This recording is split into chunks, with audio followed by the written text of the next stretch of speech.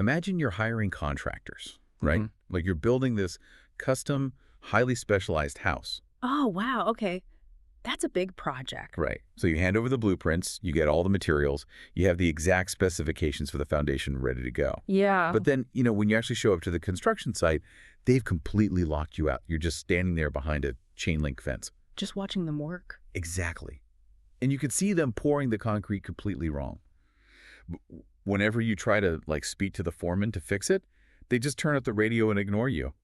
I mean, that's infuriating because it's your house. It's your investment, right? Exactly. But you are completely marginalized from the actual building process. You can literally see this disaster unfolding in slow motion, but you have zero mechanism to stop it. That's exactly it. You are basically relegated to being a spectator on your own property. Mm-hmm.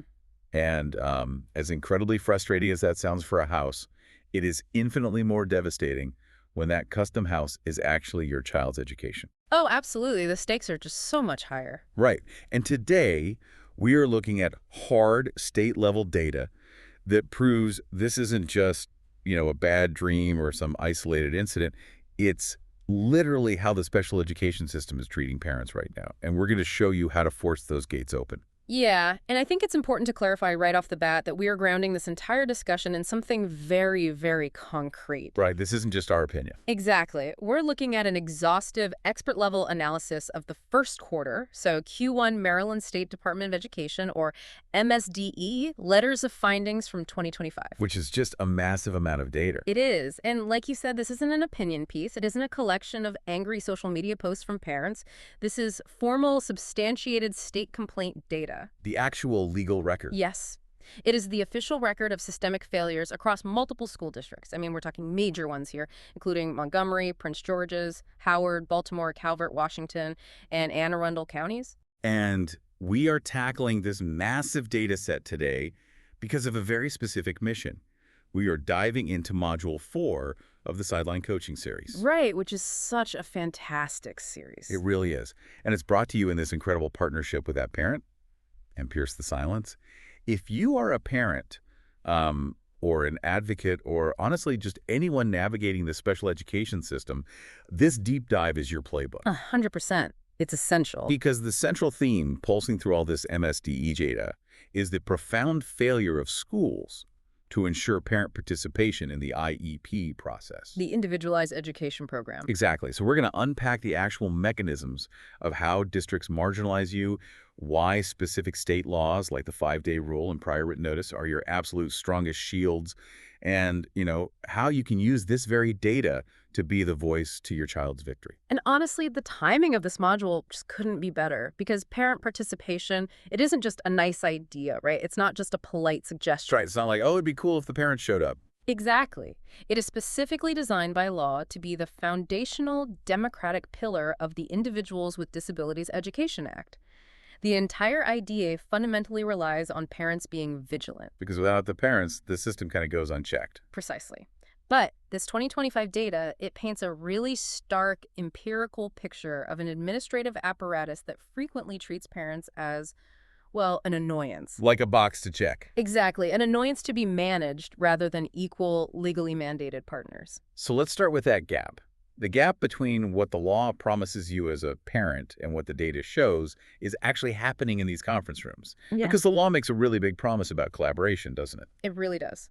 So if we look at the Federal Legal Foundation, specifically 34 CFR Section 300.322 and Section 300.321, parents are explicitly mandated to be equal members of the IEP team. Equal members, that's a strong phrase. It is. You are not just an attendee who gets to sit in the corner, sip bad coffee, and listen to the experts talk. You are an equal member. Furthermore, under Section 300.324, federal law places an affirmative legal obligation on schools to address the concerns of parents regarding their child's education.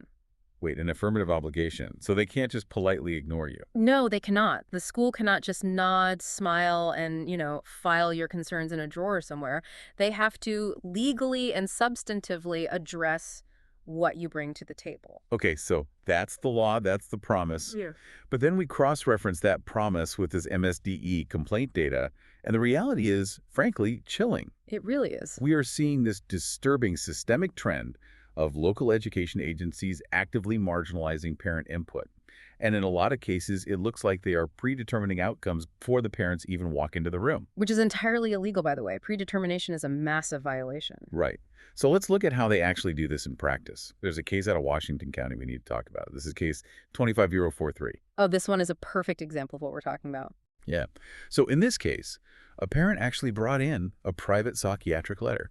And we should note, this wasn't just casual observation from, like, a pediatrician saying, hey, maybe check this out. Right. No. It was a highly targeted medical document indicating the student had a high probability of having autism. And the district just ignored it. Completely ignored it. During the entire evaluation and eligibility process, they simply acted as if that piece of paper did not exist. I have to stop right there because that is wild to me. It's shocking. Why would a district ignore a formal medical document?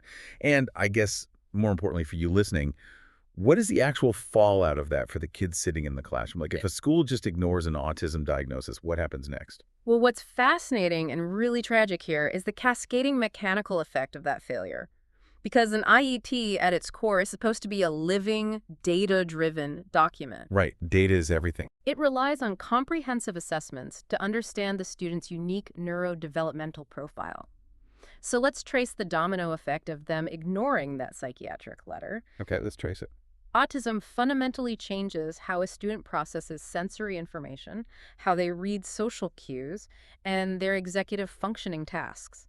Exactly. It colors everything about how they experience the classroom. Right. So if a school system ignores that high probability of autism, they might look at a child who is, say, melting down from sensory overload because the fluorescent lights are buzzing, and they label that child as oppositional. Oh, wow. Or defiant. Exactly. Oppositional and defiant. They completely misdiagnose the root cause of the behavior. So they see a neurobiological reaction and treat it like a discipline problem. Yes. And once you misdiagnose that root cause, everything built on top of it is wrong. The resulting IEP goals are wrong. Because they're targeting the wrong thing. Exactly. The behavior intervention plan, the BIP, might rely on punitive measures, like taking away recess instead of offering sensory regulation breaks. Which would actually help the kid. Right. The accommodations won't work. The student gets disciplined instead of supported. So by ignoring that one independent diagnosis provided by the parent, the school actively undermines the entire purpose of the IEP team. They break the whole system. Yes. It renders the resulting document structurally incapable of providing what the law calls a free, appropriate public education, or FAPE. It's literally like a doctor ignoring a lab report you brought from a specialist, right? They prescribe you the completely wrong medication based on a total guess, and then they blame the patient when the condition inevitably gets worse. That is a perfect analogy. That is exactly what happens. But looking at this data, it gets even more blatant than just ignoring paperwork. Sometimes they don't just ignore your data, they ignore you entirely. Oh, the ghosting cases, yes. Yeah, let's look at Montgomery County Public Schools, case 25047. The parent formally requested to convene an IEP meeting to discuss their child's needs, and the district just ghosted them. Just silence. I really need to push back here on the logistics of this. If a parent legally requests a meeting and the school just hits ignore on the email, isn't that a de facto denial of their rights? How do schools practically get away with ghosting parents? It is an absolute de facto denial of parent participation, and the state explicitly recognized it as such in their findings. Okay, so the state called them out. They did. But how do they get away with it on a daily basis? It usually happens through this toxic combination of severe administrative backlog and, honestly, a cynical calculation. What do you mean by cynical calculation? Well, the local school is drowning in requests, they are massively understaffed, and they have to triage. And consciously or unconsciously, they triage by ignoring the parents who they assume don't know the law well enough to force the issue. So they literally bet on the parent just giving up and going away. Precisely. They think, if we just don't reply, maybe they'll stop asking. But legally, the district only has two choices when a parent requests a meeting. Just two. Okay, what are they? They must either schedule the meeting at a mutually agreeable time, or they must issue a formal prior written notice detailing the legal and clinical justification for their refusal. So they have to put in writing exactly why they won't meet with you. Exactly. They cannot just let the email sit in an inbox. Ignoring the request leaves families completely powerless to address emerging behavioral or academic crises. That's terrible. It essentially locks the parents out of that blueprint room we talked about earlier, while the house is actively catching fire. Okay, so that's the brutal reality of just trying to get your foot in the door. Yeah. But let's say you fight, you advocate, you send the follow-up emails, and you actually secure the meeting. The door's finally open. You walk into the conference room. But what happens when the team you are supposed to be collaborating with isn't actually a full team? Like, what if the right people aren't even in the room with you? This is a massive, critical vulnerability that happens all the time, and it completely compromises the entire process. Because the law is pretty specific about who has to be there, right? Very specific. Special education law mandates a strict multidisciplinary approach. An IEP team must include specific personnel. It's not a suggestion. It is a statutory requirement under Section 300.321. Okay, break that down for us. Who has to be at the table? You must have at least one regular education teacher of the child.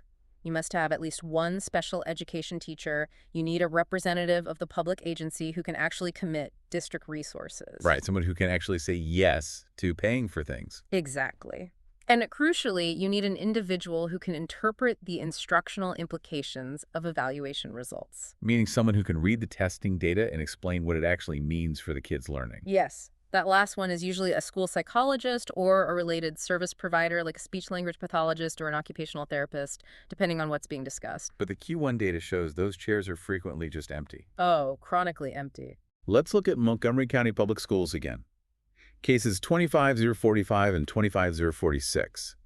They actually convened IEP meetings without a general education teacher present and without a speech-language pathologist. Just inexcusable. And in one incredibly egregious instance, this is case 25045, the team completed a specific learning disability determination form without the general education teacher present for the entire discussion. They just filled it out without the person who teaches the child all day. And then there's Prince George's County, case 25073, where an IEP meeting was held completely absent the parent and the speech-language pathologist. I mean, holding a meeting without the parent is just mind-boggling. But we have to understand why missing these specific professional roles is so catastrophic to the document itself. It honestly makes me think of, like, a hospital tumor board. Okay, I like that. It's like a group of doctors making this highly complex, life-altering surgical plan for a patient. Right. But they didn't invite the actual surgeon who has to hold the scalpel, or the radiologist who actually read the MRI scans. Any plan you make in that room is going to be fundamentally broken and, frankly, dangerous. That is a perfect analogy for the mechanics of an IEP meeting. Let's break down those missing roles using your analogy. The general education teacher is the expert on the actual curriculum. Right. They know what's happening in the classroom. They know the pacing of the class, the state standards, what is expected of a typical peer in that grade. They're the surgeon in your analogy. They do the daily operations. Makes sense.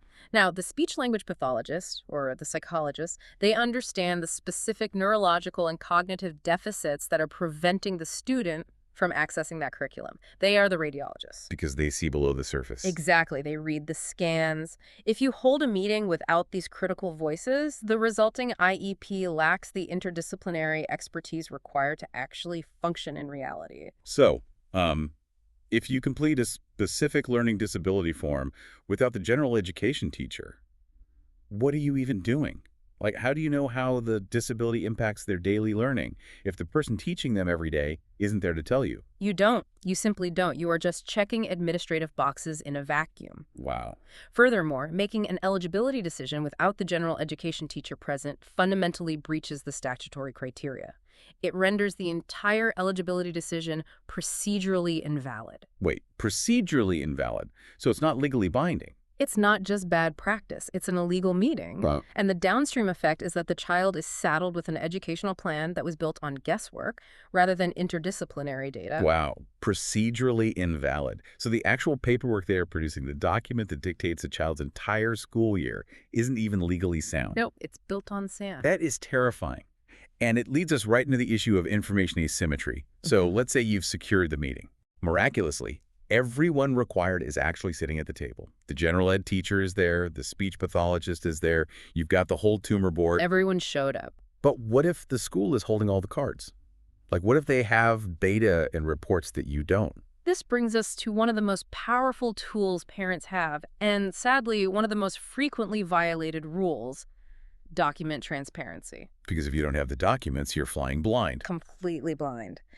In Maryland, the state legislature actually recognized this massive power imbalance at the IEP table. So they passed legislation that created what advocates call the 5-day rule. The 5-day rule. This is huge. It is massive. Under Maryland state law, specifically Education Article 8405 and Comar 13A.05.01.07, school personnel must provide parents with an accessible copy of each assessment, report, data chart, draft IEP, or really any other document they plan to discuss. And they have to give it to you when? At least 5 business days before the scheduled meeting. 5 business days. That is a full week. That is specifically designed to level the playing field. Okay. To give parents time to actually sit down, read the material, process it, maybe even Google some of the crazy terms so they aren't completely blindsided when they walk into the room.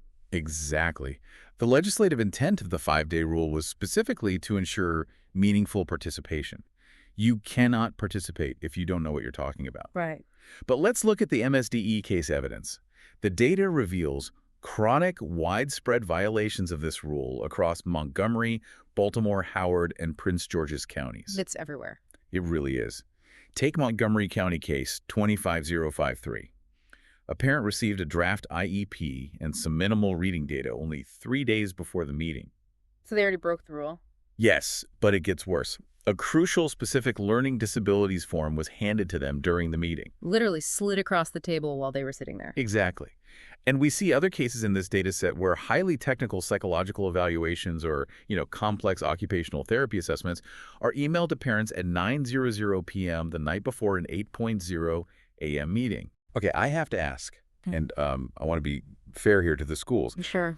Is this a deliberate, calculated strategy? Because if I'm a parent and you hand me a 30-page document filled with, standard scores, bell curves, percentile ranks, and technical jargon right as I sit down at the IEP table, my brain just goes into fight or flight. Absolutely. It's overwhelming. Meaningful participation is totally impossible at that point.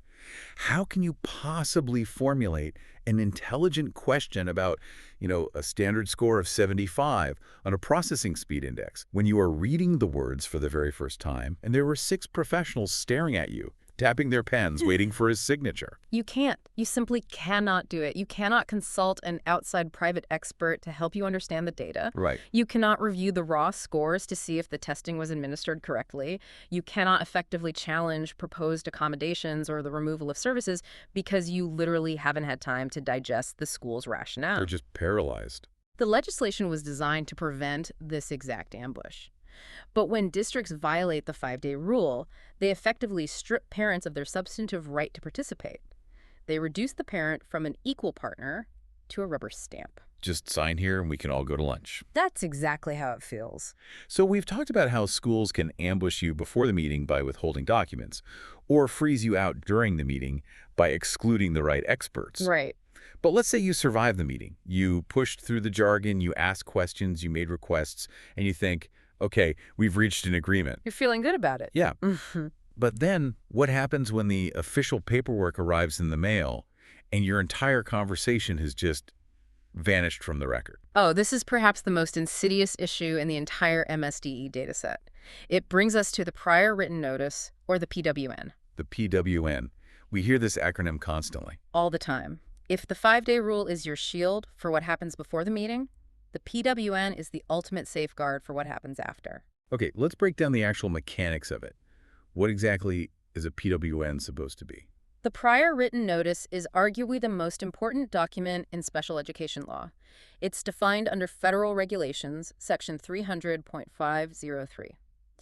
A school district must provide a PWN whenever it proposes or refuses to initiate or change the identification, evaluation, educational placement, or provision of a free, appropriate public education for a child.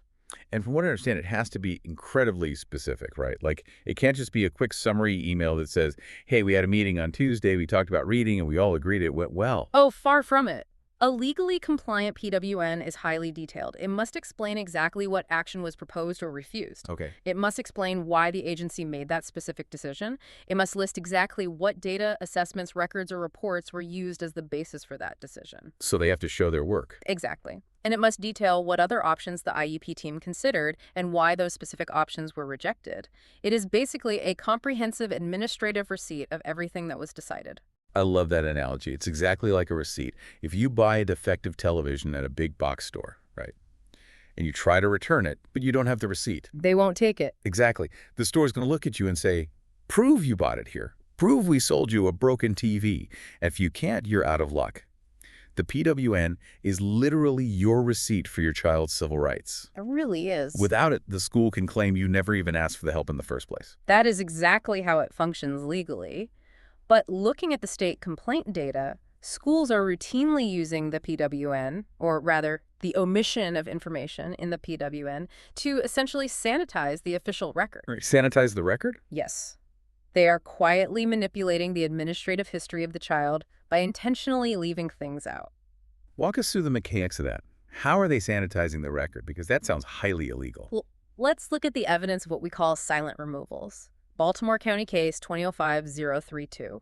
The district unilaterally removed a supplementary aid regarding an alternative meal location for a student. So they just took away a lunch accommodation. They just took it away. And they completely failed to document the removal in a PWN. Just erased it. Then look at Prince George's County Case 25070.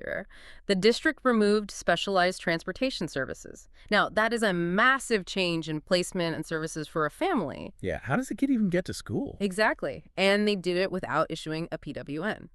Then Anne Arundel County Case 25076. The parents made several specific suggestions for accommodations during an IEP meeting.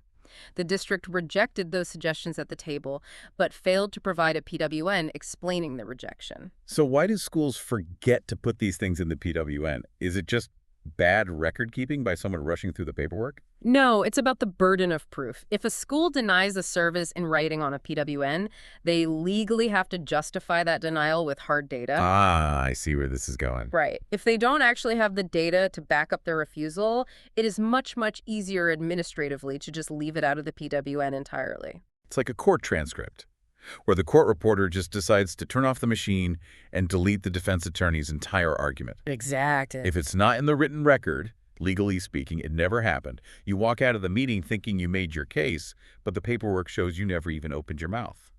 And the stakes of that sanitization are incredibly high for the parents. Without comprehensive, accurate PWNs, parents are stripped of the vital paper trail needed to legally challenge a decision. Because what do you even submit to the judge? Right. Let's say you have to go to state mediation, or you file for a due process hearing before an administrative law judge. The judge is going to look at the PWNs.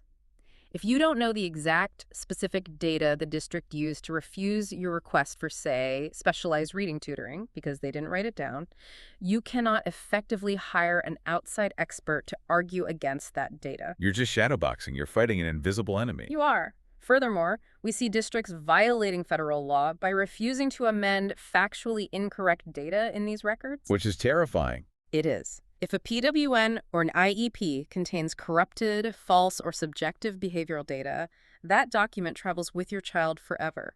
It permanently skews how future teachers, future principals, and future IEP teams view your child before they even meet them. This is heavy. I mean, Yeah. We've walked through how the system's broken. We have the MSDE data proving how it routinely fails, ambushes, and marginalizes parents. It's a lot to take in. But this isn't an episode about despair. This is where we get to the really good stuff. This is the sideline coaching playbook. My favorite part? Right. This is actionable advocacy for families. How do you, the listener, take this exact data, partner it with the mission of that parent, and pierce the silence and use it to fight back? This is the pivot. This is where we transition parents from being passive recipients of public education to becoming active, legally vigilant auditors of their child's civil rights. Auditors. I love that word. We have a tactical playbook built directly from the MSDE complaint analysis framework. It is designed to counter every single point of failure we just discussed. Okay, let's get into it. Tactic 1, policing the table. We talked earlier about the missing speech pathologists and missing general ed teachers. If I walk into a meeting and realize the reading specialist isn't there, what do I actually do? You have to speak up immediately. Because sitting there and refusing to start the meeting feels terrifying, right? You're sitting across from 6 professionals. How do you actually police the table without them just canceling your meeting altogether and blaming you for the delay? It is intimidating, which is exactly why you need a script. You have to Yeah. remove the emotion from the situation and rely entirely on the procedure. Just stick to the facts. Exactly. If a legally required team member is absent, especially a related service provider whose specific area of expertise is on the agenda, you must hold the line. Do not proceed with the substantive discussion. So what do I say? You simply state, for the record, I notice the speech-language pathologist is not present. Unless I am provided with a formal written excusal form to review and sign right now, indicating how their input has been provided in writing prior to this meeting, we must reschedule. Wow. That is so direct. It has to be. You are not being difficult. You are ensuring the interdisciplinary expertise required by federal law is actually present. You are protecting the integrity of the meeting. You're literally just asking them to follow their own rules. Exactly. Okay, tactic 2, forcing the record. This is about making sure your voice isn't erased from the transcript, right?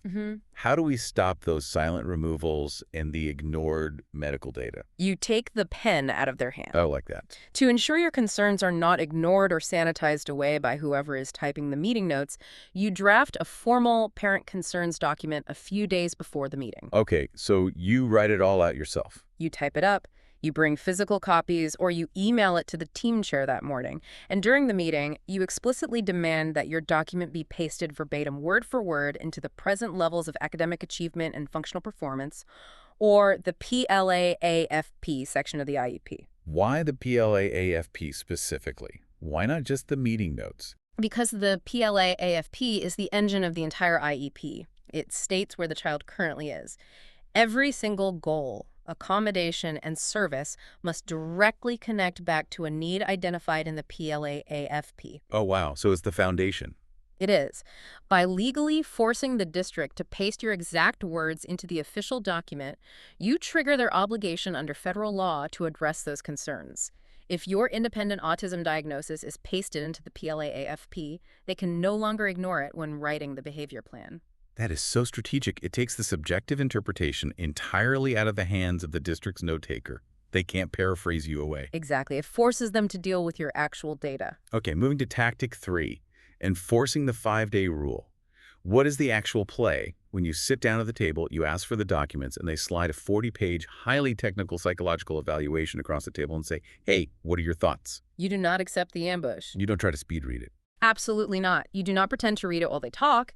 If a district fails to provide the documents 5 business days in advance, you use a very specific legal script. Okay, hit me with the script. You state calmly and firmly, because I was not provided these documents in advance as required by Maryland state law, I have been denied meaningful participation. Wow, you just called out instantly, no hedging. Immediately. At that point, you give the team 2 options. You insist the team either table the discussion regarding that specific document and reconvene later after you've had time to review it, or what? Or you state that you will proceed strictly for informational purposes only, meaning they can explain the document to you, but you state on the record that you will not agree to finalize any legal documents, sign any consent forms, or make any eligibility decisions today. You are taking the power right back into your own hands. You really are. You are setting a boundary and refusing to make rushed decisions on complex data. I love that. And finally, we have tactic 4, auditing the PWN. We know it's the receipt. So how do we actually audit it? The moment you receive the prior written notice after a meeting, you must review it like a forensic accountant. Read every single line. Don't just file it away. Never. If the PWN omits a request you made that the school refused, say you asked for a one-to-one aid, they said no, but that entire conversation is magically missing from the PWN, you do not let it slide. What's the move? You immediately email the special education case manager. You state, the PWN received on this date is incomplete. I am requesting a formal amendment to the PWN to reflect that the parent requested a one-to-one aid and the district refused. You force them to put their refusal in writing. You force them to update the administrative record so it accurately reflects what happened. Because if you don't do this, legally, you never asked for the aid. You know, just an observation on all of this. This level of advocacy. Right. It isn't about being adversarial just for the sake of being difficult, right? No, not at all. It's not about yelling at teachers or treating the school like an enemy combatant. It's about treating every single interaction with the school system as part of an administrative record to maintain an equitable balance of power. You are literally building the case file for your child's success. That is the perfect way to frame it. You are acting as the quality control mechanism for your child's civil rights. Right. Quality control. The bureaucratic system naturally assumes you will not check the work. They assume you will just sign the paper so everyone can go home. Because most people do. Exactly. But when you check the work and you use their own legal frameworks to hold them accountable, the dynamic fundamentally shifts. They realize they are dealing with an equal partner. Let's pull all of these threads together because we've covered a ton of ground. We started by looking at the harsh reality proven by state complaint data of how schools systematically marginalize parent input. Yeah, the data doesn't lie. We saw how they ignore crucial medical data and even ghost meeting requests just to manage their own backlog. We explored the profound danger of sitting at an IEP table when critical experts like general education teachers or speech pathologists are missing. And how that procedurally invalidates the entire plan. Exactly. We broke down the mechanics of information asymmetry, why the 5-day document transparency rule is your absolute best defense against an ambush, and finally, we looked at how to audit the prior written notice as the ultimate legally binding receipt of your child's educational rights. The data from the MSDE Q1 2025 findings, it's heavy. I know it's a lot to hear, but it is not meant to discourage you. Not all. It is meant to arm you. It shows you exactly where the administrative system is vulnerable so you can anticipate the failures before they happen and deploy your playbook. And that brings us back to the core mission of this deep dive. Through Module 4, the Sideline Coaching Series, and our proud partnership with that parent, and Pierce the Silence, we want you to utilize this exact data. Use it to protect your kids. We want you to be the voice to your child's victory. Take this knowledge, step off the sidelines, enforce your rights, and get into the game. And I want to leave you with a final thought to ponder as we wrap up. Okay, let's hear it. Right now, as the data clearly shows, school districts rely heavily on parents not knowing the nuances of procedural law. They bank on your ignorance. They do. They rely on the information asymmetry to manage their massive caseloads. But what happens to the entire architecture of the public education system when a critical mass of parents transition from passive participants to highly informed, legally vigilant auditors of their own children's civil rights? Oh, that's an interesting thought. Could informed parental pushback on a massive coordinated scale be the exact catalyst needed to finally break the cycle and force systemic administrative reform? That is a fascinating question. If enough parents refuse to be locked out of the blueprint room, if enough parents demand the receipt and police the table, eventually the district isn't just going to have to tear down the fence. No, they won't. They're going to have to actually invite you to help draw the blueprints. Thank you so much for joining us on this deep dive. Take a breath, grab your child's IEP documents, look at them through this brand new lens, and go build that custom house. We'll catch you next time.